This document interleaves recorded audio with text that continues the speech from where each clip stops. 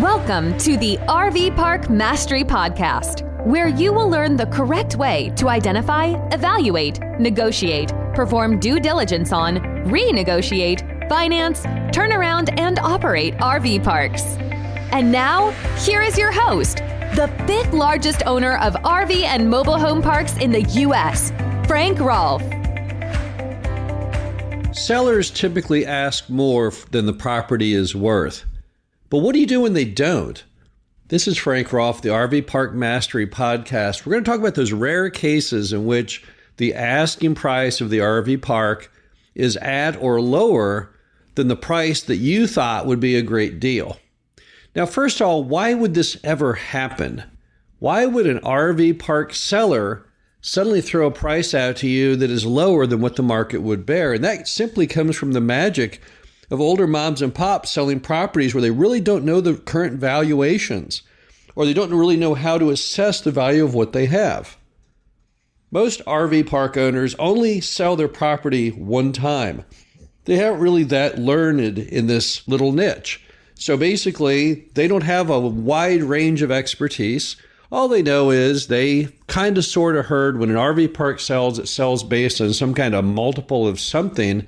And they often just throw out a number, and while it's typically higher than what things are worth, sometimes it comes in far lower. I'll give you the first example I ever had of this. I was looking at a property, and I finally got with the seller. I met with him personally, one-on-one. He hadn't given me a price. He told me he might sell.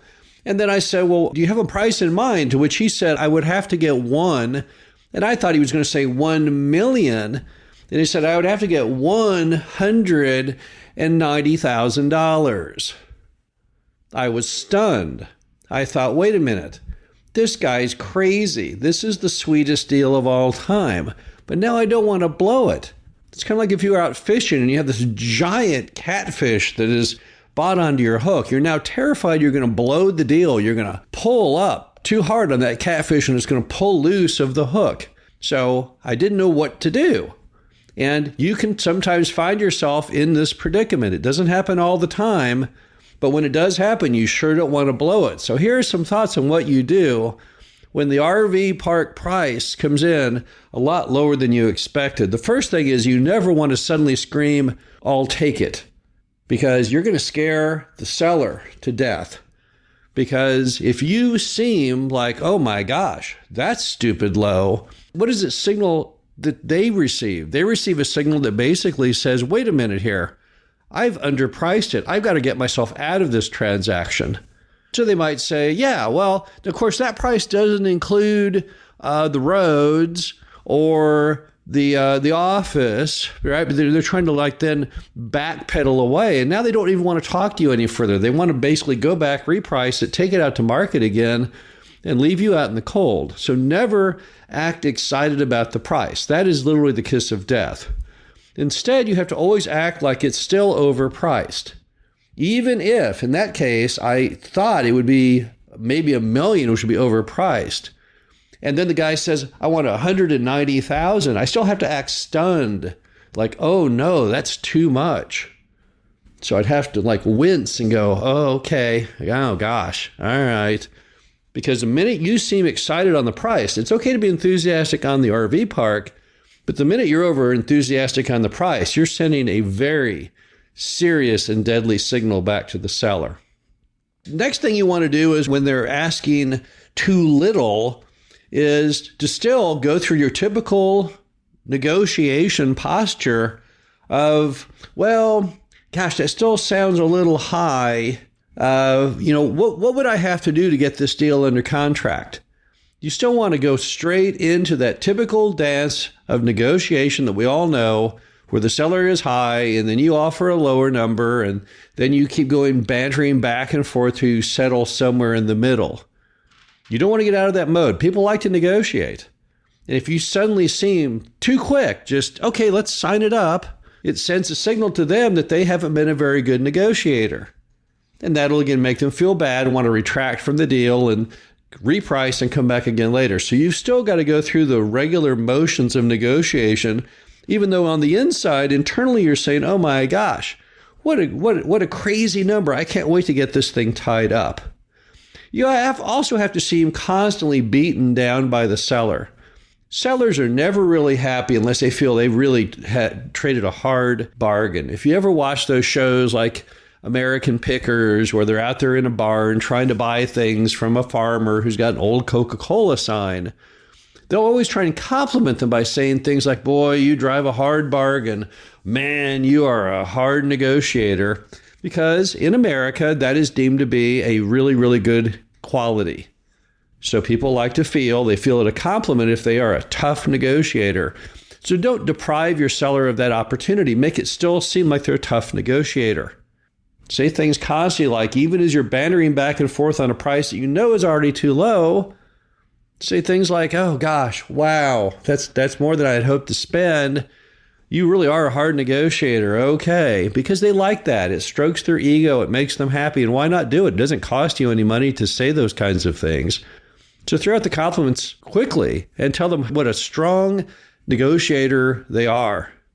Also, you've got to move fast. That's the other problem when you have someone who throws out a price that's ridiculously low. You want to negotiate it because you don't want them to think that they underpriced it, but you also don't want it to get away. You know that the next person who calls and they throw out the price, they're going to be all over that person trying to tie it up. So you really don't want to leave until you get it under contract. So one of my favorite routes, shortcuts to get to that moment is simply say, okay, well, what would it take to get this under contract? Let's spare each other the back and forth. You can say one number, I'll say a lower, and we'll just go back and forth, splitting the difference nearly every time. Everyone knows the drill. If they would say, I want 500,000, and I say, no, how about 400? And they say, well, how about 450? And you say, well, how about 430? And then maybe we end up at 440. Okay, great, but that takes time. They may want to think about that overnight, talk to their wife, their son, their accountant. You don't have that kind of time because the next person in line that hears that price, they're going to whip out the checkbook. So cut through all that. Give it a little bit at the front. When they throw out the price, oh gosh, that's more than I wanted to pay.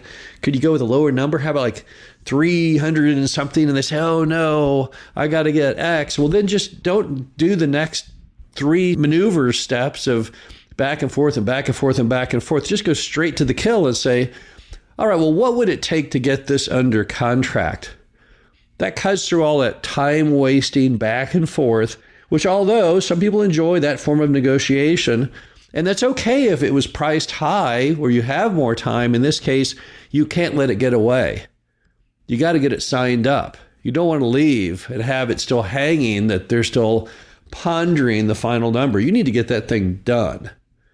And to get that done, it's also extremely important in those types of deals to really focus on bonding. Because if you can't get that thing bought today, if you can't get them to sign the contract, if they say, well, I got to run it by my accountant. I got to think about it. I got to run it by another family member. The problem is every second, someone else may contact them. Or equally importantly, somebody else may say, no, wait, you way underpriced that. That's stupid. And the best way to get deals done with any RV park seller is through bonding.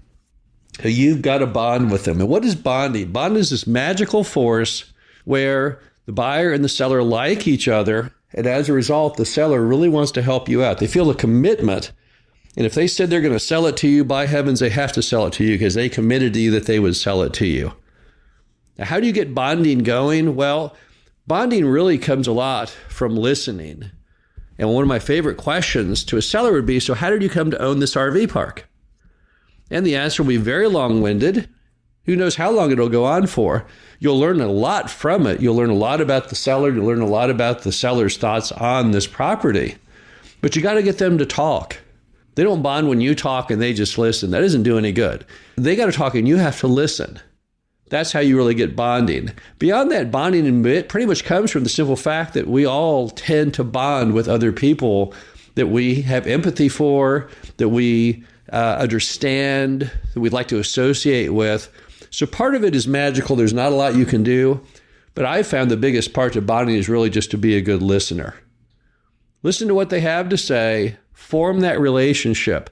That's what's going to fend off the next person who calls. The next person who calls, they're going to say, oh, well, I already agreed to sell it to this other person. I'm sorry. I'll call you if that doesn't go through. You've got to try and get that kind of relationship tied up, because when the thing is priced low, you know that the next person in the door is going to be as excited as you are to try and get it and to dislodge you as the buyer. And the bonding is what will save you. The bottom line is that it's not all the time that RV park owners underprice their asset, but it does happen more times than you would imagine. And when it does occur, make sure you don't mess it up. Pretend like it's still a high price. Give them the ability to beat you down in negotiating, but strike a deal quick and use as much bonding as you can to secure that transaction. This is Frank Rolfe, the RV Park Mastery Podcast. Hope you enjoyed this. Talk to you again soon. Thank you for listening to the RV Park Mastery Podcast. Be sure to visit us at www.rvparkmastery.com, where you can learn the correct way to identify, evaluate, negotiate, perform due diligence on, renegotiate, finance, turn around, and operate in RV parks.